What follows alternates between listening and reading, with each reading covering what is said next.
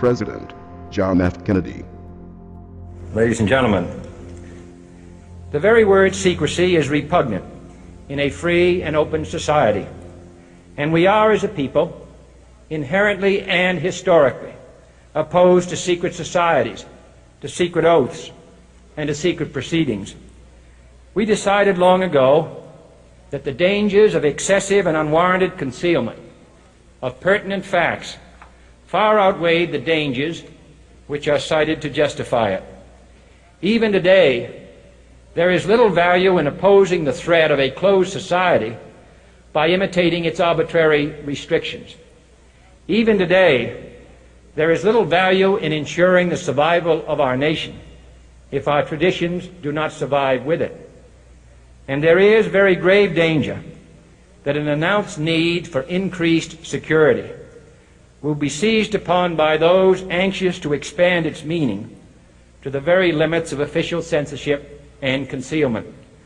That I do not intend to permit to the extent that it's in my control.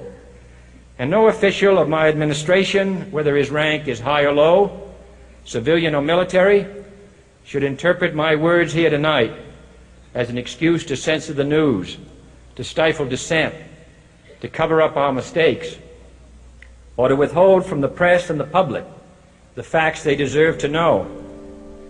For we are opposed around the world by a monolithic and ruthless conspiracy that relies primarily on covert means for expanding its sphere of influence, on infiltration instead of invasion, on subversion instead of elections, on intimidation instead of free choice, on guerrillas by night instead of armies by day.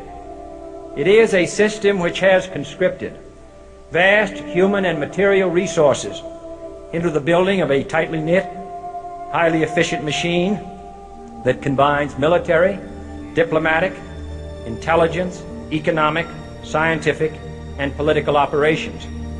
Its preparations are concealed, not published. Its mistakes are buried, not headlined.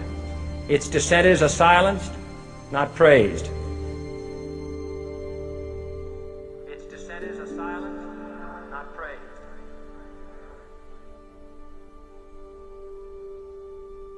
Its dissenters are silenced, not praised. Its dissenters are silenced, not praised. Its dissenters are silenced, not praised. Its dissenters are silenced, not praised. No expenditure is questioned, no rumor is printed, no secret is revealed. No president should fear public scrutiny of his program, for from that scrutiny comes understanding, and from that understanding comes support or opposition, and both are necessary.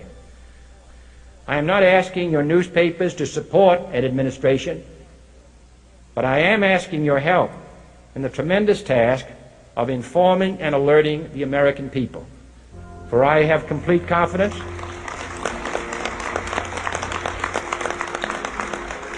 in the response and dedication of our citizens whenever they are fully informed. I not only could not stifle controversy among your readers, I welcome it. This administration intends to be candid about its errors. For as a wise man once said, an error doesn't become a mistake until you refuse to correct it. We intend to accept full responsibility for our errors, and we expect you to point them out when we miss them. Without debate, without criticism, no administration and no country can succeed, and no republic can survive. That is why the Athenian lawmaker Solon decreed it a crime for any citizen to shrink from controversy. And that is why our press was protected by the First Amendment, the only business in America specifically protected by the Constitution, not primarily to amuse and entertain, not to emphasize the trivial and the sentimental, not to simply give the public what it wants, but to inform, to arouse, to reflect, to state our dangers and our opportunities, to indicate our crises and our choices, to lead, mold, educate, and sometimes even anger public opinion. This means greater coverage and analysis of international news, for it is no longer far away and foreign, but close at hand and local. It means greater attention to improved understanding of the news, as well as improved transmission. And it means, finally, that government at all levels must meet its obligation to provide you with the fullest possible information outside the narrowest limits of national security. And so it is to the printing press, to the recorder of man's deeds, the keeper of his conscience, the courier of his news, that we look for strength and assistance, confident that with your help, man will be what he was born to be, free and independent.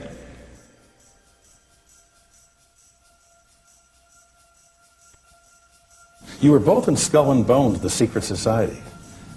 It's so secret we can't talk about it. What does that mean for America? The conspiracy theorists are going to go I'm wild. sure they are. I don't know. I haven't seen the web. Number page. 322? You both were members of Skull and Bones, a secret society at Yale. What does that tell us? Not much, because it's a secret. Is there a secret handshake? Is there a secret code? I wish there were something secret I could manifest. 322, a secret number? There are all kinds of secrets, Tim, but one thing is not a secret. I disagree with this president's direction that he's taking the country. We can do a better job, and I intend to do it. And we'll be watching. Be safe on the campaign trail. John Kerry, thanks for joining us. And we'll be right back. It's good to be back at the Council on Foreign Relations. As Pete mentioned, I've been a member for a long time and was actually a director for some period of time. I never mentioned that when I was campaigning for re-election back home in Wyoming. Senator Clinton, how you doing? I'm good. How are you? Can I ask you a quick question while you sign that? Sure. It was reported in June of 2006 you attended a meeting in Ottawa, Canada, the Bilderberg Group. Can you comment on that? What's going on at the Bilderberg meeting, and what do you guys talk about up there? I have no idea what you're talking about. Yeah, you do. It was reported you were up there, and people saw you up there. I just want to know what you guys talk about and meet about up there. Sir, I don't know. Why are they such top secret meetings? I have no idea what you're talking Your about. husband went to a Bilderberg meeting too.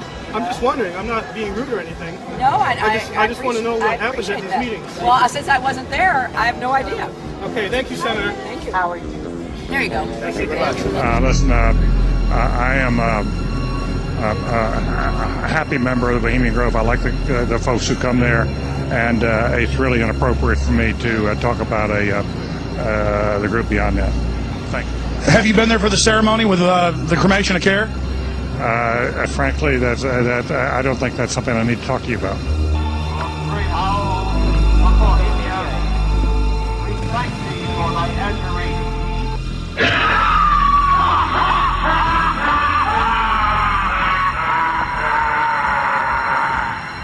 Have you been there for the ceremony with the cremation of care?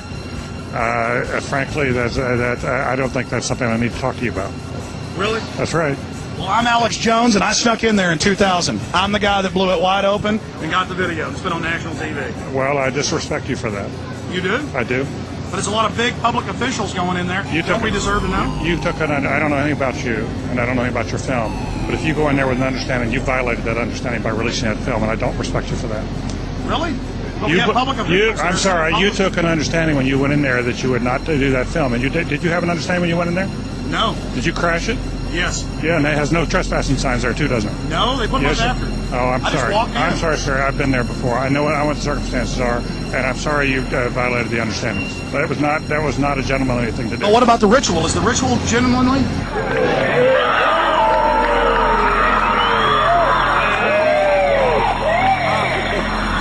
Sir, everything. I don't owe you this comment. I know. I appreciate it. This is what's called ambush journalism, and I disrespect you for that as well. So thank you and goodbye. Been in the ritual? It's none of your damn business. Oh.